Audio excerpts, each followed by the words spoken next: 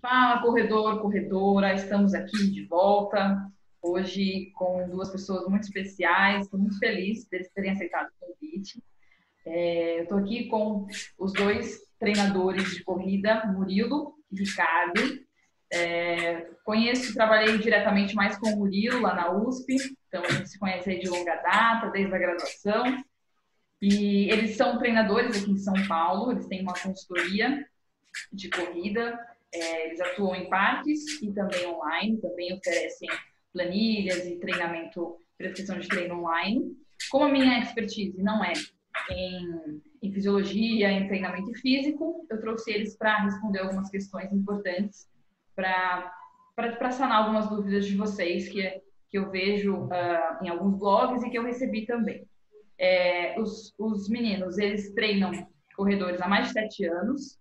E aí, assim como eles têm um alinhamento, um pensamento muito parecido com o meu, de trazer sempre um embasamento científico, né, com cuidado, com evidências, e a gente vai trazer informações super legais aí para vocês. Sejam bem-vindos, meninos. Obrigada, Ricardo, pelo tempo de vocês. Então, a gente vai, né, vou fazer algumas perguntas e aí a gente vai revezando, os meninos vão respondendo aí conforme eles sintam melhores. A primeira e aí é uma questão bem importante, como seria o treinamento de força para os corredores em determinadas distâncias? Porque é importante dizer que, dependendo da prova, a natureza e o esforço é diferente, né?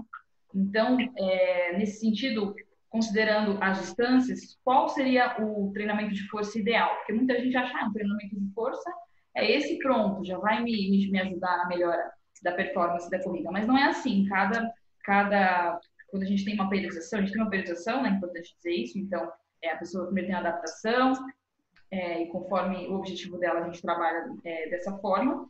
Então, quem quer correr 10 quilômetros, qual é o tipo de treinamento de força? Quem quer correr 21, quem quer correr a maratona? A gente tem aí alguns determinantes, né, dependendo da prova. É o Ricardo que vai falar, meninos? Ricardo. Isso. Tá, vamos lá. E aí, Ricardo? Tem aí um treinamento específico? Tem, não tem? Então, essa dúvida ela é bastante comum e bastante importante a gente esclarecer aqui, né? O treinamento de força ele é fundamental, né, para o corredor que quer melhorar o seu desempenho, até mesmo para corredores recreacionais, né, que é mais o público que a gente está falando. A gente não está falando aqui para profissionais. O treinamento de força ele é mais dependente do indivíduo, né, do que da prova. Porém, algumas nuances podem ser diferentes no treinamento de acordo com a prova, já que um corredor de 5 quilômetros precisa ter uma maior potência aeróbia e um maratonista, uma capacidade aeróbia é o mais importante. Indo para o treinamento de força pensando no indivíduo, tá? Aí a gente precisa sempre entender a individualidade biológica do aluno que a gente está tratando e também a familiaridade dele com o treinamento de força, né? Porque eu posso pegar um indivíduo que nunca treinou força na vida e vai começar a treinar, então eu tenho que passar por um período grande de adaptação e aprendizagem com ele, né? Fazendo exercícios até mesmo monoarticulares antes, passando para uma maior complexidade, exercícios complexos, multiarticulares, como agachamento, terra, stiff. Para corredores que já estão adaptados a essa rotina, eu já posso utilizar esse tipo de exercício, mas o que é fundamental a gente dizer qual o objetivo desse treinamento, né? A literatura é muito concisa no que diz respeito a isso. O corredor ele precisa treinar pensando em ganhos de força e de potência, porque é isso que vai fazer diferença para ele na hora de uma corrida, na economia de corrida, que é um parâmetro fundamental que os corredores precisam melhorar para que o seu desempenho também seja melhorado. Então, se eu tenho um indivíduo que já tem familiaridade com o treino de força e que já posso começar a mostrar um pouco o treino de potência para ele, aí eu posso começar a utilizar treino de pliometria, saltos estacionários inicialmente, que são coisas menos complexas, passando para alguns exercícios mais complexos depois. Mas o importante frisar depende muito do indivíduo, né? Então, seja ele para 5 quilômetros ou para uma maratona, eu preciso entender se aquele indivíduo está acostumado ao treino de força, está familiarizado, se ele consegue realizar alguns exercícios e direcionar o treino dele, principalmente para ganho de força e de potência. E eu queria fazer só um complemento ao que o Ricardo falou, que foi bem bacana, sobre o que já é dito na literatura científica, né, sobre o treinamento de força máxima, de treinamento de potência. E daí a importância também do atleta procurar um profissional de educação física, de preferência com know-how especializado em corrida, porque assim como quando você vai a um médico, você não vai tratar do seu coração indo ao otorrino, por exemplo. Então, há expertises diferentes dentro do mundo, do universo de treinadores, de profissionais de educação física, e da importância de você escolher o correto para aquela sua necessidade, porque ele vai com certeza ter informações que talvez outros não tenham, né? Então, assim como nós talvez não sejamos as melhores pessoas para treinar um levantador de peso, por exemplo.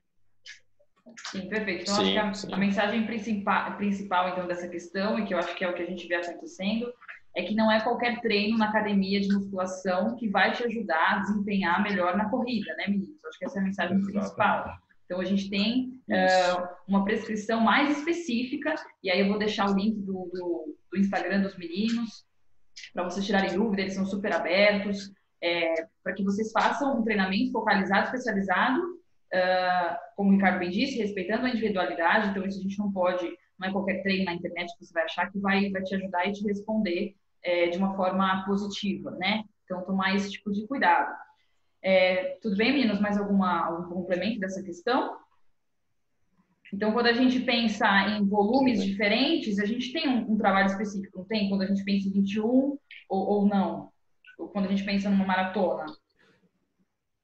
Geralmente não. Geralmente não há uma diferenciação muito grande no treino de força por conta da prova, né? Como eu disse, mais por conta do indivíduo. O que vai diferir muito no treinamento desses indivíduos por conta da prova é o volume de treino aeróbio, né?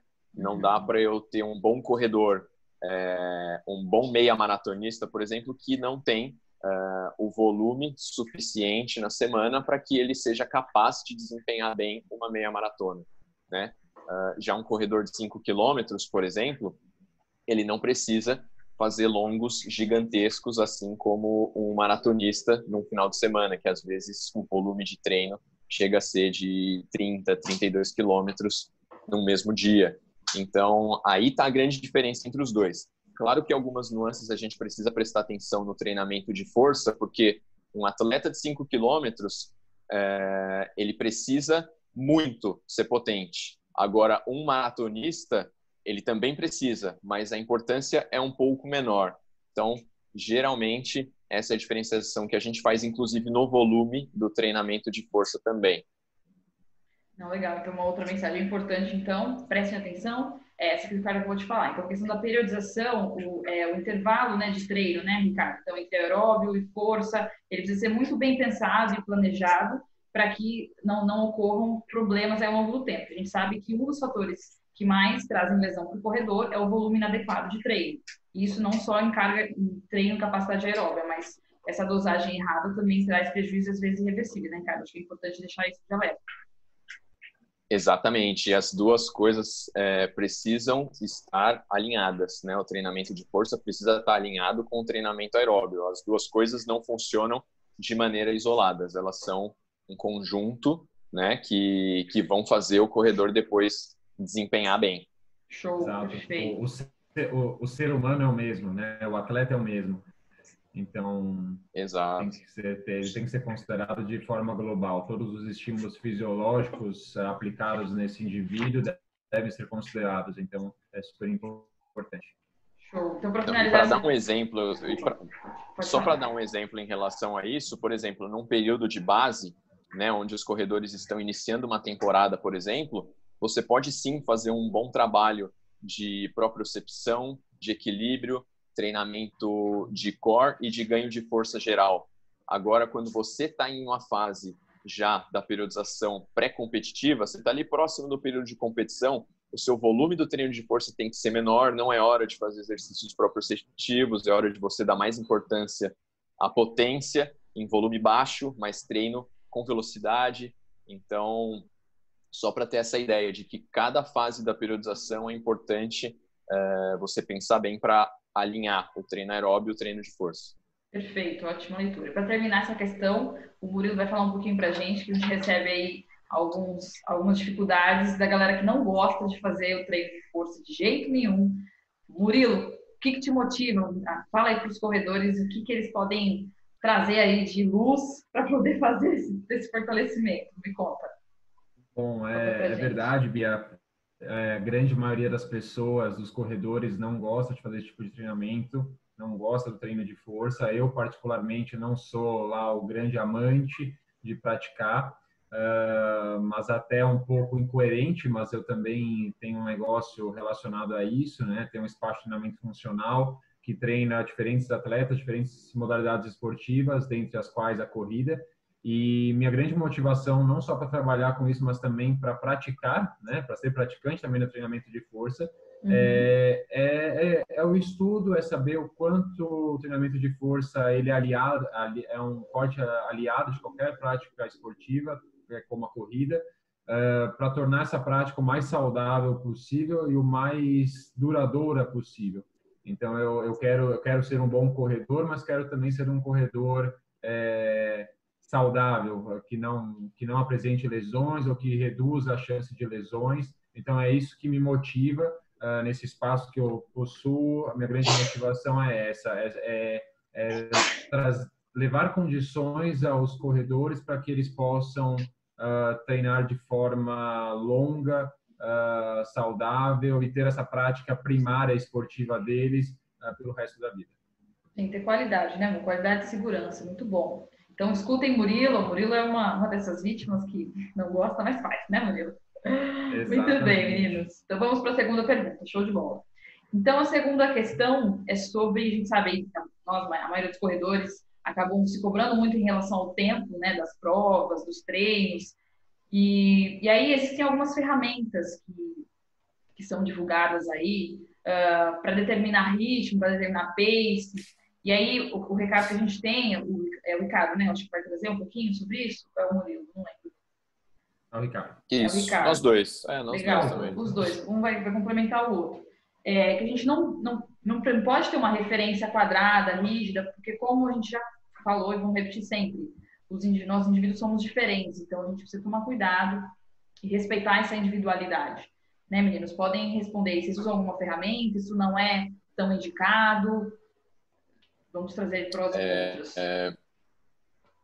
Existem sim algumas ferramentas, né, de predição de tempo de prova, sempre baseada num parâmetro, né? Então, você, corredor, fez um teste de 3 quilômetros ou até mesmo uma prova de 5 quilômetros, 10 quilômetros, você tem seu tempo, coloca nessas calculadoras, né, de ritmo, digamos, e ele te dá ali uma predição de um possível tempo na meia maratona ou na maratona, se for o seu caso de prova-alvo, né?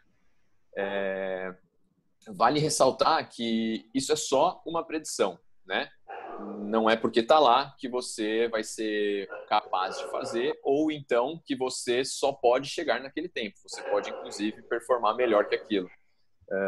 Existem algumas ferramentas como de calculadora, mas a gente costuma não usar muito porque ela é bastante passível de erro, né? Isso vai depender, por exemplo, no momento da prova, né? Na hora da competição, digamos, o corredor ali tem diversas variáveis que ele precisa lidar, assim como tem adversários na prova, né? Adversários entre aspas, mas muitas vezes você se espelha nas pessoas que estão na prova e isso pode te ajudar ou atrapalhar. Você precisa saber competir, né? Você precisa também saber lidar muito com o seu psicológico durante uma prova, principalmente em provas um pouco mais longas. Então, você usar uma predição de tempo, né? Falar para o seu aluno, ó, de acordo aqui com a calculadora, você pode fazer uma meia maratona em 1h35. É arriscado porque o corredor pode não conseguir e isso gerar uma frustração muito grande, ou então ele ficar cravado naquele tempo ali, achando, eu tenho que fazer 1h35. E às vezes ele poderia até performar melhor, mas ele não se percebe na corrida porque ele está com aquele tempo em mente, né? Passa até por um exercício que a gente acha bastante importante de autoconhecimento na corrida, né? Muitas vezes o aluno deposita no treinador essa capacidade de prever o tempo que ele pode fazer numa prova, mas o que a gente costuma muito falar para os alunos é que eles precisam também se conhecer muito, né? Se conhecer nos treinos, se conhecer nas provas, e a partir daí ele mesmo pode ter um feeling às vezes até melhor que o nosso para dizer como ele pode performar na prova. Claro que é nosso papel como treinador nortear, ajudá-lo, mostrar para eles que é possível, né? Mas assim, cravar um tempo é algo muito difícil. Eu também, fazendo um complemento, a ciência do treinamento e a performance humana não são ciências exatas, né? Então, a gente tem uma série de fatores a serem considerados, e só um exemplo disso, acho que o pessoal aí que acompanha, o pessoal do universo da corrida, o Kipchoge aí para bater o tempo de 2 horas da maratona, foi um ambiente extremamente controlado, né? Então, quantas variáveis não tiveram que ser controladas para que ele fizesse a maratona sob 2 horas? Não que não seja possível, eu espero que um dia façam isso numa prova oficial, mas a quantidade de corredores ao lado dele, coelhos, pessoas na frente dele tirando a resistência do ar, um laser no chão, determinando o ritmo que ele deveria correr. Então, uma série de fatores físicos e psicológicos ali sendo quebrados para que ele alcançasse aquele resultado. Então, assim, tem muitos fatores para serem considerados, e é isso. Ser muito taxativo numa previsão, numa estimativa, na nossa opinião, é um grande erro. Legal, legal. Ótima leitura.